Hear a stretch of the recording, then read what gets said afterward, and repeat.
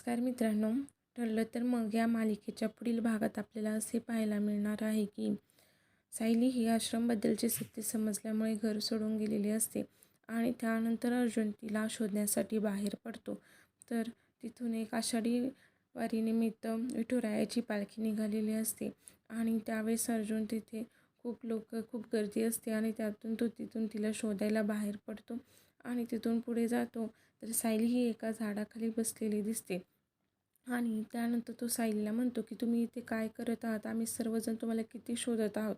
त्यावर सायली म्हणते, सर माझं एकच तर घर होतं आणि ते सुद्धा आता पाडलं जाते आणि त्याबद्दल तुम्ही काहीच नाही सांगितलं मला की माझं घर पडलं जाणार आहे.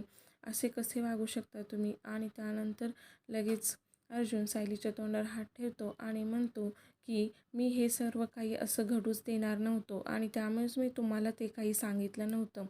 आणि त्यानंतर मग सायली म्हणते की सर जोपर्यंत तुम्ही मला माझे घर मिळवून देत नाही तोपर्यंत मी इथून कुठेच हलणार नाही. तर अशा प्रकारचा हट्ट आता सायलीने धरला आहे. तर आता अर्जुन तिचे आश्रम कसे म्हणजेच तिचे घर कसे मिळवून देतो हे पाहणे खूपच इंटरेस्टिंग ठरणार आहे. धन्यवाद.